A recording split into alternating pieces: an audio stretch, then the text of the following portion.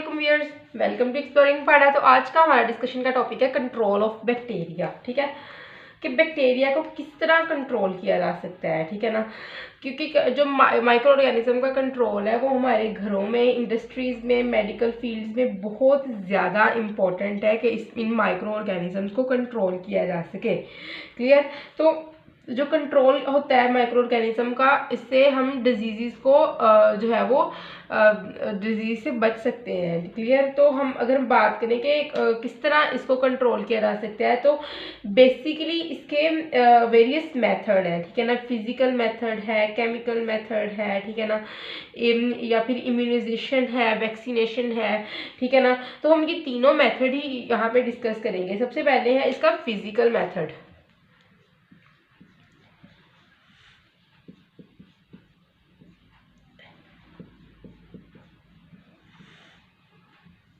ठीक है, तो अगर हम फिजिकल मेथड की बात करें तो इसमें क्या होता है कि ड्राई हीट या फिर स्टीम प्रोवाइड की जाती है या फिर रेडिएशन प्रोवाइड की जाती है बैक्टीरिया को कंट्रोल करने के लिए। In this case radiation, dry heat या फिर क्या की जाती है, गैस प्रोवाइड की जाती है। ठीक है,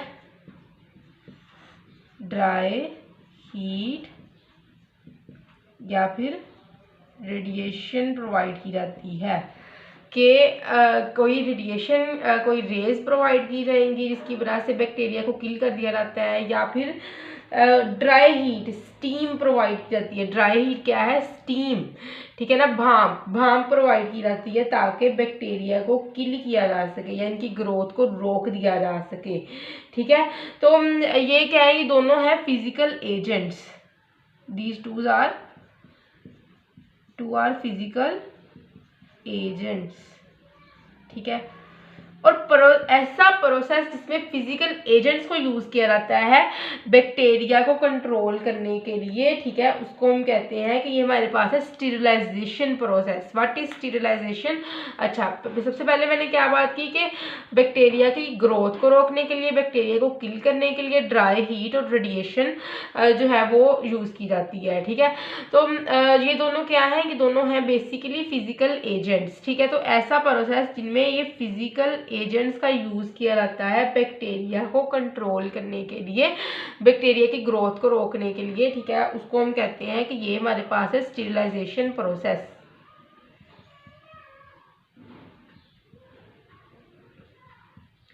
क्लियर। ठीक है, इसको हम स्टीरिलाइजेशन प्रोसेस का नाम देते हैं। स्टीरिलाइजेशन जो होती है ना, इससे बिल्कुल ही, इसको हम सफाई भी कह सकते हैं। जो स्टीरिलाइजेशन कहते हैं बिल्कुल सफाई करना। ठीक है ना, कि कोई भी माइक्रो ऑर्गेनिज्म ना पीछे रह जाए। ठीक है, तो बहुत हाई टेम्परेचर प्रोवाइड किया जाता है माइक्रोबायोलॉजिकल लैब्स में माइक्रोब्स की कंट्रोल के लिए। ठीक है, तो बहुत ज़्यादा हाई टेम्परेचर प्रोवाइड किया जाएगा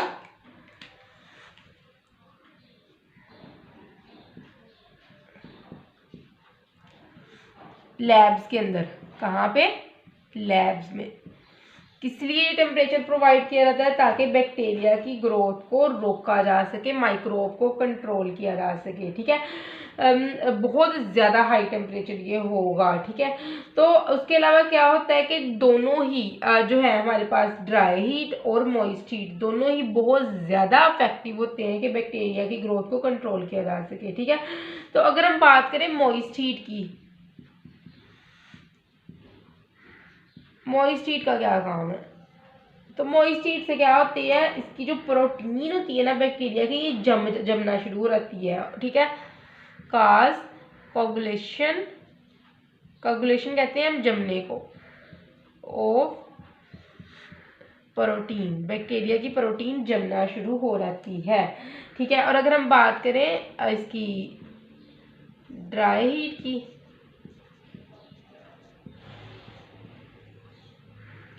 ड्राई हीट की इसकी अगर हम बात करें तो ड्राई हीट जो होती है इसकी वजह से केमिकल जो माइक्रोब्स के केमिकल कंस्टिट्यूएंट्स है ना, वो उनकी ऑक्सीडेशन होना शुरू हो जाती है। Dry heat cause oxidation of chemicals जो बैक्टीरिया के अंदर, माइक्रोब के अंदर केमिकल्स पाए जाते हैं, ठीक है, उनकी ऑक्सीडेशन होना शुरू हो जाती है, ठीक है ना। कॉन्स्टिट्यूएंट जिस तरह के हाइड्रोजन सल्फाइड हो गया, ठीक है, उनकी ऑक्सीडेशन होना शुरू हो जाती है, chemical constituents of the microbes. इसकी वजह से इन केमिकल कॉन्स्टिट्यूएंट्स की ऑक्सीडेशन की वजह से बैक्टीरिया जो है वो मर जाते हैं, ठीक है। जिस तरह की हाइड्रोजन सल्फाइड होता है इनके अंदर, ठीक है ना, तो हाइड्रोजन सल्फाइड की ऑक्सीडेशन हो जाएगी, तो जिसकी वजह से क्या होगा कि बैक्टीरिया फोटोसिंथेसिस प्रोसेस है वो नहीं होगा और बैक्टीरिया के अंदर खुराक नहीं बनेगी और बैक्टीरिया मर जाएंगे, ठीक है। तो जो इसके अलावा हमने हीट की बात की, अब हम बात करते हैं इसकी रेडिएशंस की।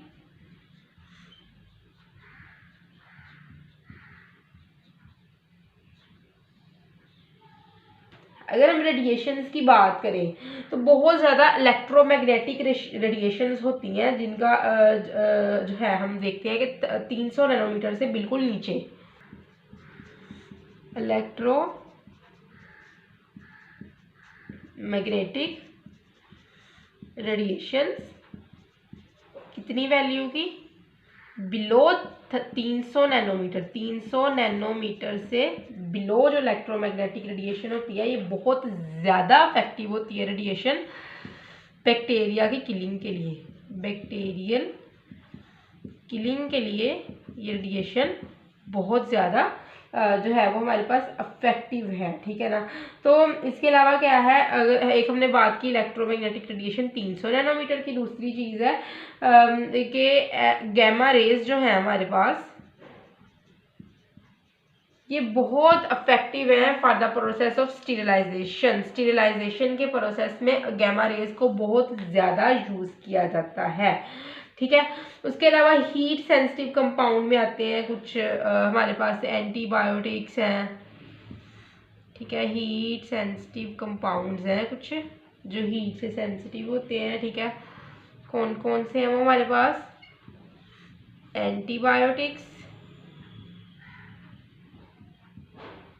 ठीक है, कुछ सीराज हैं, ठीक है, लिक्विड जो होते हैं, कुछ हार्मोन्स हैं, ठीक है। इन सारे जो हीट सेंसिटिव कंपाउंड जिनको अगर इनको हीट के साथ स्टीरिलाइज किया जाए तो इनको जो है वो इफेक्ट हो सकता है, ये जो है वो डैमेज हो सकते हैं। तो इनकी स्टीरिलाइजेशन के लिए, ठीक है ना, मेम्ब्रेन फिल्टर्स का यूज़ किया जाता है, ठीक है ना। अगर इनको हमने स्टीरिलाइज करवाना हो, एंटीबायोटिक्स को, सिराज को, हार्मोन्स को, तो किस चीज़ का इस्तेमाल किया जाता है, एक मेम्ब्रेन के ज़रिए इनको फिल्टर किया जा सकता है, क्लियर। इनको हीट के ज़रिए हम स्टीरिलाइज कर सकते हैं, ठीक है। अच्छा, नेक्स्ट अब हम बात करते हैं केमिकल मेथड की। नेक्स्ट अगर हम बात करें केमिकल मेथड की,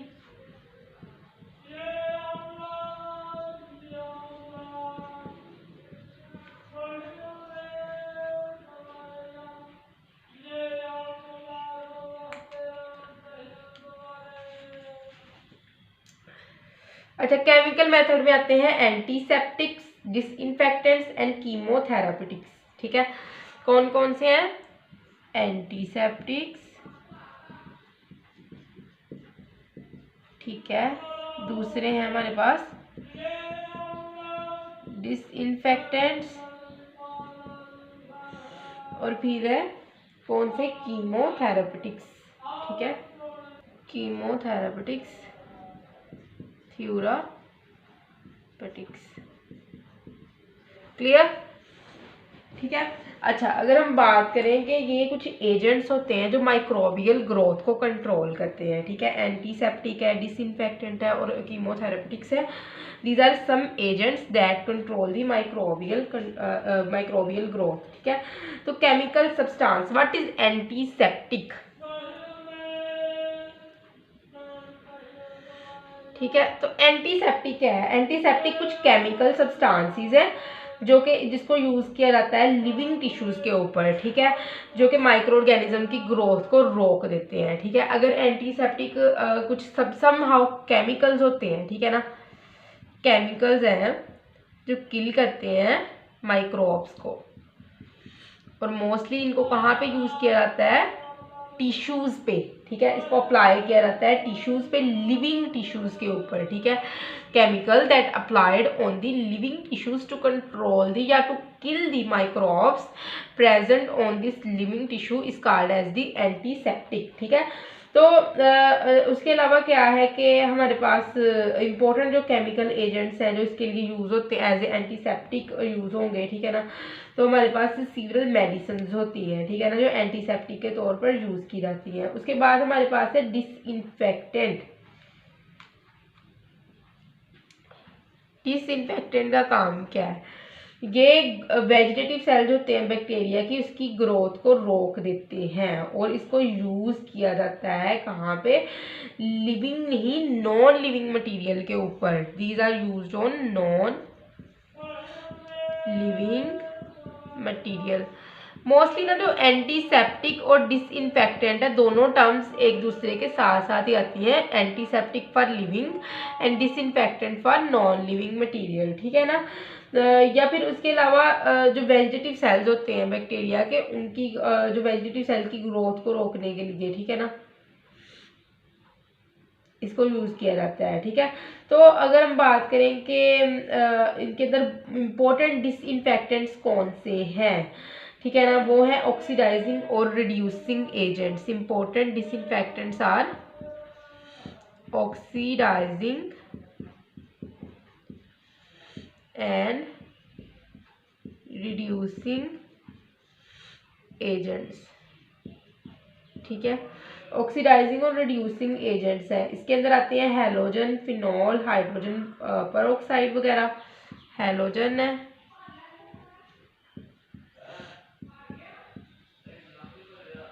फिनॉल है, हाइड्रोजन पेरोक्साइड है, ठीक है। उसके अलावा पोटाशियम परमैंगनेट है,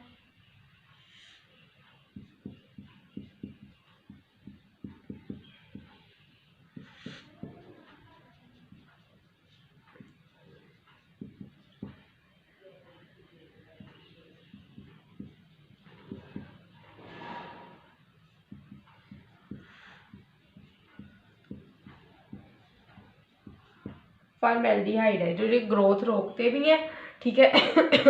और नॉन लिविंग टिश्यूज के ऊपर इनको यूज़ किया जाता है ताकि वहाँ पे मौजूद वेजिटेटिव सेल जो हैं बैक्टीरिया के, उनकी ग्रोथ को रोका जा सके, ठीक है। वेजिटेटिव ग्रोथ को रोक दिया जा सके वहाँ पे। यहाँ पे अब तीसरी टर्म है हमारे पास कीमोथेरेपेटिक्स, ठीक है। तो कीमोथेरेपेटिक्स क्या है? ये कुछ एजेंट्स होते हैं और और कुछ कीमोथेरेपेटिक्स एजेंट्स हैं, ठीक है। या फिर इनको हम कह सकते हैं ये एंटीबायोटिक्स ही होते हैं, जो कि क्या करते हैं, जो नेचुरल डिफेंस करते हैं, ठीक है, और ग्रोथ, बैक्टीरिया की ग्रोथ को रोक देते हैं, ठीक है। ये कीमोथेरेपेटिक्स हम कह सकते हैं कुछ केमिकल्स होते हैं जो क्या कर रहे हैं, नेचुरल डिफेंस कर रहे हैं, ठीक है। ये क्या करते हैं, लिविंग टिश्यूज के अंदर ही डिस्ट्रॉय करते हैं और इनहिबिट करते हैं माइक्रो ऑर्गेनिजम्स की ग्रोथ को। नेचुरल डिफेंस इसीलिए कह रही हूँ क्योंकि जस्ट लाइक जो है, जिस तरह एंटीसेप्टिक कर रहे थे लिविंग टिश्यूज के अंदर, ठीक है ना, इसी तरह ही ये क्या कर रहे हैं, ये कुछ एंटीबायोटिक्स होते हैं जो कीमोथेरेपेटिक्स हैं, जो क्या कर रहे हैं, जो ग्रोथ रोक रहे हैं माइक्रो ऑर्गेनिज्म की लिविंग टिश्यूज के अंदर, ठीक है। ये डिस्ट्रॉय कर रहे हैं माइक्रो ऑर्गेनिज्म को लिविंग टिश्यूज के अंदर। तो ये क्या करते हैं, नेचुरल डिफेंस के साथ वर्क करते हैं और ग्रोथ जो बैक्टीरिया की उसको रोक देते हैं। They work with natural defence and inhibit growth of bacteria, ठीक है, और बैक्टीरिया की ग्रोथ को रोक देते हैं। इसके अलावा दूसरे माइक्रोब्स की ग्रोथ को भी रोक देते हैं, ठीक है ना। तो यहाँ पे कुछ टर्म्स हैं हमारे पास, थोड़ी सी माइक्रोबायोसिडल, माइक्रोबायोस्टेटिक, ठीक है, उसको थोड़ा सा देखते हैं। उसके बाद हम वैक्सीनेशन और इम्यूनाइजेशन का कॉन्सेप्ट देखेंगे। तो ये टर्म है कुछ माइक्रोबायोसिडल, ठीक है। तो माइक्रोबायोसिडल इफेक्ट जो होता है ना, ये वो इफेक्ट है जो किल करता है माइक्रोब्स को इमीडिएटली, ठीक है, किल माइक्रोब्स इमीडिएटली, ठीक है। अच्छा, उसके बाद है माइक्रोबायोस्टेटिक, ये इनहिबिट करता है रिप्रोडक्टिव कैपेसिटी, जो सेल्स की रिप्रोडक्टिव कैपेसिटी है इसको रोकता है। माइक्रोबायोस्टेटिक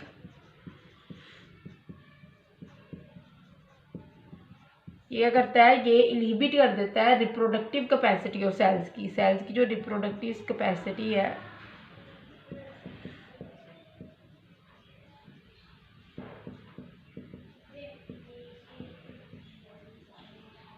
ठीक है, उसको ये रोक देता है और माइक्रोबियल पॉपुलेशन को भी मेंटेन करता है, ठीक है ना।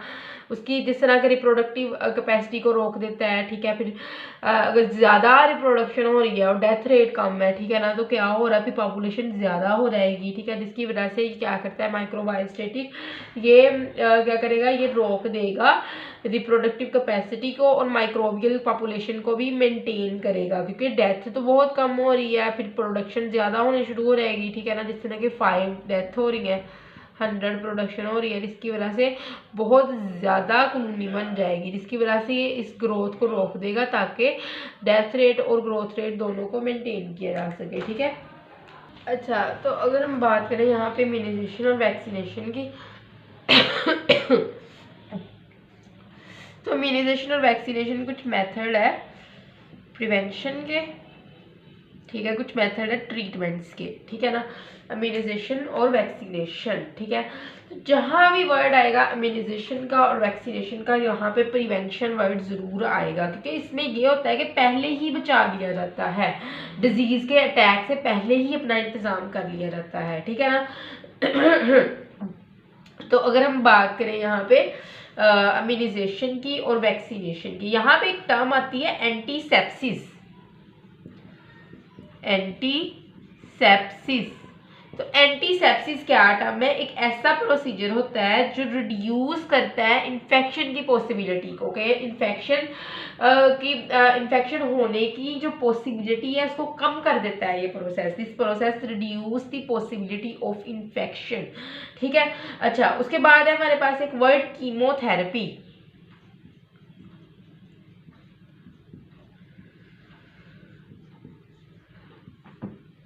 जो कीमोथेरेपी है ना, वो क्या होती है, ये केमिकल्स का यूज करके बैक्टीरिया की ग्रोथ को, कॉलोनी को रोका जाता है, ठीक है ना। इसमें आता है हमारे पास वाटर प्योरिफिकेशन,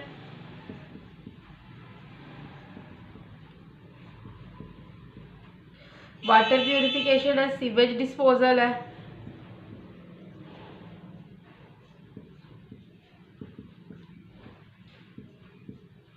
ठीक है। उसके बाद है फूड प्रिवेंशन,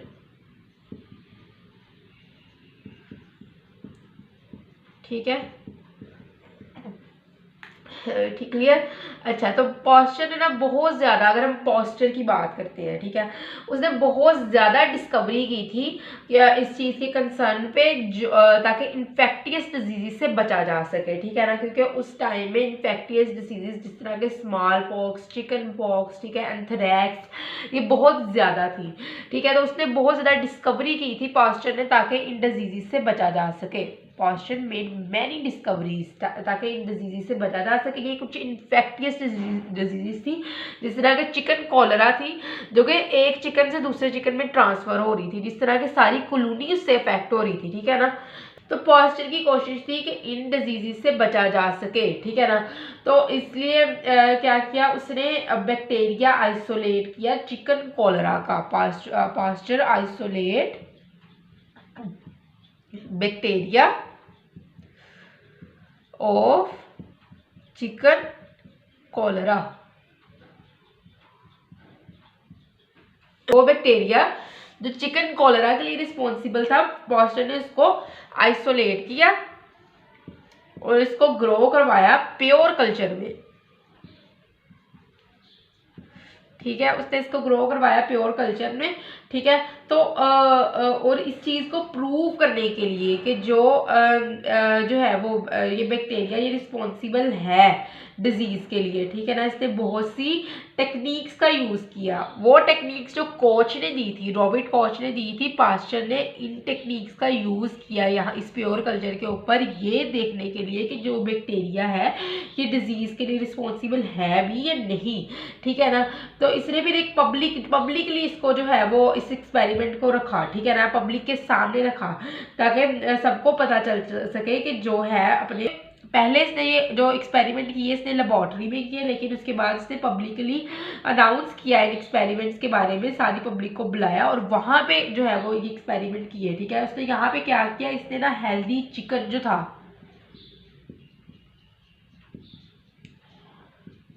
हेल्दी चिकन था, ठीक है, उसको उसमें इसने इन्फेक्टेड चिकन जो थे हमारे पास, चिकन कॉलरा वाला जो चिकन था, उसमें से उसका जो ब्लड था, ठीक है ना, या उसके जो वो पस थी, ठीक है ना, वो उसने इनोकुलेट किए और इसने उसको ट्रांसफ़र करवा दिया हेल्दी चिकन के अंदर, ठीक है। और ये देखने के लिए कि इसको डेवलप होता है जो है वो के चिकन कॉलरा से ये डेवलप होता है और ये मरता है कि नहीं। लेकिन क्या हुआ कि चिकन को बीमारी नहीं हुई और ना ही वो मरा, ठीक है। इस केस में हुआ क्या था, उसने चिकन कॉलरा के जो जरासीम थे उसने ये ऐड करवाए थे हेल्दी चिकन के अंदर, लेकिन हेल्दी चिकन क्या रहा, लाइव, ठीक है। क्यों रहा लाइव, ठीक है ना, ये जिंदा क्यों रहा, क्योंकि क्या हुआ था कि जो चिकन था ना हमारे पास ये वाली इसकी जो इनोकुलेशन थी ना चिकन कॉलरा की, ये पुरानी हो गई थी, ठीक है ना। जब इसने इसको लेबॉर्ट्री के अंदर इस इनोकुलेशन को रखा तो इसको देर हो गई थी और ये जब ग्रो कर गई थी ओल्ड हो गई थी। तो इसने जैसे ही ये जो थी इसकी इनोकुलेशन ओल्ड हुई है तो इसने क्या किया, इट लॉस इट्स वायरुलेंस, ठीक है। इसने अपनी वायरुलेंस लॉस कर दी थी, ठीक है ना, अपनी वायरुलेंस इसने खो दी थी, ठीक है। तो इसकी वजह से क्या हुआ कि लेस वायरुलेंट हो गया था और जिसकी वजह से जो बैक्टीरिया था उसने स्टिमुलेट किया होस्ट को। होस्ट कौन था, इस चिकन को। ये लेस वायरुलेंट बैक्टीरिया ने क्या किया, बैक्टीरिया ने जब इसको इनोकुलेट करवाया गया हेल्दी चिकन के अंदर तो इसने इनोकुलेट किया हेल्दी चिकन को, चिकन टू प्रोड्यूस एंटीबॉडीज, कि जाओ एंटीबॉडीज प्रोड्यूस करो। एंटीबॉडीज जो है ये एक सब्सटेंस है जो रिस्पॉन्सिबल होता है होस्ट को प्रोटेक्ट करने के लिए। एंटीबॉडीज इम्यून सिस्टम को जो है वो बहुत ज़्यादा स्ट्रॉन्ग बनाती है, ठीक है ना, ठीक है ना। तो जिसकी वजह से जब एंटीबॉडीज ही प्रोड्यूस होगी है तो फिर क्या होगा, ना किलिंग होगी ना डिजीज होगी, बैक्टीरिया जो है वो बच जाएगा, ठीक है। तो उसके बाद एक तो ये थी कि जिसमें हेल्दी चिकन के अंदर जो है वो चिकन कॉलरा वाले चिकन का जो है वो जरासीम ऐड करवाए गए, लेकिन वो जो जरासीम थे वो ज़रा ओल्ड थे। ओल्ड होने की वजह से अपने वायरुलेंस उन्होंने खो दी है। वायरुलेंस खोने की वजह से वो बैक्टीरिया जो था वायरुलेंस उन्होंने अपनी खो दी थी, ठीक है। जब वायरुलेंस खो दी थी उन्होंने तो क्या हुआ कि बैक्टीरिया जो थे वो उसके अंदर मौजूद थे वो बहुत ज़्यादा वीक हो गए थे और वो बैक्टीरिया हेल्दी चिकन के अंदर एंटीबॉडीज़ प्रोड्यूस करवाने लगे इंस्टेड ऑफ डिजीज़ प्रोड्यूस करवाने के। और एंटीबॉडीज स्ट्रॉन्ग एजेंट है जो इम्यून सिस्टम को बहुत ज़्यादा स्ट्रॉन्ग बनाती है। किस तरह किल करके बैक्टीरिया को। अब कोई अगर जिंदा बैक्टीरिया भी इसके अंदर आएगा, कोई स्ट्रॉन्ग भी आएगा तो एंटीबॉडीज उसको किल कर देगी, ठीक है ना। तो नेक्स्ट अब हम बात करते हैं एक और डिस्कवरी की। तो पास्चर ने एक और डिस्कवरी की थी जिसमें इसमें ये कहा था कि एंथ्रैक्स की प्रिवेंशन की जा सके। Pasteur made discovery for the prevention of anthrax. तो क्या हुआ, जब इसने प्रिवेंशन के लिए डिस्कवरी की तो ये दोबारा इस डिस्कवरी ने काम किया, ठीक है ना। तो इसने क्या किया, इसने बैक्टीरियल वैक्सीन, उसने इसको नाम दिया बैक्टीरियल वैक्सीन का। एंथ्रैक्स जो बीमारी होती है ना ये मोस्टली किसके अंदर देखने को मिलती है, काऊ के अंदर, ठीक है। तो इसने नाम दिया है इसको वैक्सीन का, ठीक है, वैक्सीन जो है वो वर्ड होती है, ड्राइव्ड होती है एक वर्ड से, वैक्सा, लैटिन वर्ड, इसका मतलब होता है काउ। ठीक है, तो तो उसके बाद क्या है कि बाद में इम्यूनाइजेशन होने की वजह से इसको नाम दे दिया जाता है वैक्सीनेशन का। ठीक है, क्योंकि इम्यूनाइजेशन की वैक्सीन प्रोवाइड कर रही है। ठीक है,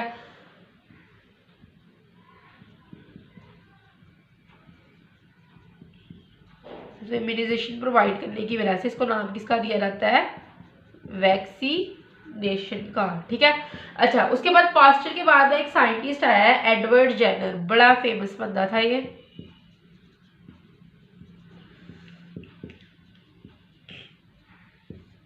ठीक है, इसने क्या किया, इसने ना जो इसके पास ग्वाला आता था, दूध वाला जो आता था, उसके बेटे जो उसका बेटा था उसमें इसने वैक्सीनेशन करवाई स्मॉल पॉक्स के खिलाफ। ठीक है, इसने क्या अच्छा एडवर्ड जेनर ने क्या किया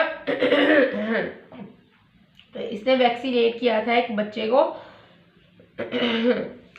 को जिसका नाम था जेम्स फिप्स। ठीक है, जेम फिप्स था इसका नाम। तो इसने देखा कि मिल्क मेड जो कि दूध जो ग्वाले होते हैं, दूध दोने वाले होते हैं, ठीक है, उसने वो ऐसी काऊ का भी दूध होते हैं जिनको काऊ पॉक्स वायरस होता है। ठीक है, उसके साथ ये कॉन्ट्रैक्शन में आते हैं, उनके साथ ये कॉन्टैक्ट करते हैं। ठीक है ना, तो ऐसे मिल्क मेड को क्या होता है, उसको वायरलेंट स्मॉल पॉक्स से अफेक्ट नहीं हो सकता। ठीक है ना, जो मिल्क मेड काऊ पॉक्स वाली काऊ का दूध होते हैं, क्योंकि उनको वो पहले से ही वायरस के साथ जो है वो कॉन्टैक्ट में आ चुके हैं, उनके अंदर इम्यूनिटी डेवलप हो चुकी है उसकी। ठीक है ना, उसकी प्रिवेंशन की, तो अब वो स्मॉल पॉक्स से अफेक्ट नहीं होंगे। और इसको टेस्ट करने के लिए जो इसने हाइपोथेसिस दी थी, इसके ऊपर भी इसने एक्सपेरिमेंट किया इस हाइपोथेसिस का, उसके बेटे के ऊपर मिल्क मेड के, जिसका नाम था जो जेम्स फिप्स, यंग बॉय था। ठीक है ना, तो इसने इनोकुलेट किया था पहले इसको स्मॉल पॉक्स के साथ। ठीक है, और फिर उसके बाद इसने इसको इनोकुलेट करवाया, सॉरी पहले इसको इनोकुलेट करवाया इसने काउ पॉक्स के साथ, और उसके बाद इसको इनोकुलेट करवाया स्मॉल पॉक्स के साथ। ठीक है, तो क्या हुआ कि दोनों केसेस में जो है वो बॉय था, इसको स्मॉल पॉक्स नहीं हुआ। क्लियर, पहले काउ पॉक्स से इसके अंदर इनोकुलेशन पैदा कर दी स्मॉल पॉक्स के खिलाफ, और स्मॉल पॉक्स का वायरस दोबारा ऐड करवाया गया, इंट्रोड्यूस करवाया गया, तो क्या हुआ, उसको बीमारी नहीं हुई, क्योंकि काउ पॉक्स था वो ओल्ड था, लेस वायरलेंट था, इसलिए इसके अंदर एंटीबॉडीज पैदा कर दी, इम्यूनिटी पैदा कर दी। अब इस इम्यूनिटी ने स्मॉल पॉक्स वायरस के खिलाफ लड़ना है और इसको स्मॉल पॉक्स के खिलाफ जो है वो बचाना है। क्लियर, तो उसके बाद जो है वो थर्ड था कि जो पास्चर था एट द एंड इसने एक वैक्सीन बनाई थी, हाइड्रोफोबिया कहते हैं जिसको, ऑब्वियसली रेबीज। ठीक है ना, कुत्ते के काटने से ये होती है, पागल कुत्ते के काटने से। तो इसके अंदर ना, इस डिजीज में ना इंसान जो है एक पानी की एक चमची से भी डरता है। ठीक है ना, एक चम्मच जो है वो पानी का, उससे भी ये डरना शुरू कर देता है। ठीक है ना, तो ये एक डिजीज है जो कि पागल कुत्तों या फिर फॉक्स वगैरह के काटने से जो है वो नेक्स्ट ट्रांसफर होती है। तो आई होप सो कि आपको कंट्रोल ऑफ बैक्टीरिया की समझ लगी होगी। लेकिन अगर किसी भी किस्म की कंफ्यूजन है तो कमेंट सेक्शन में पूछ सकते हैं। थैंक यू सो मच, अल्लाह हाफिज़।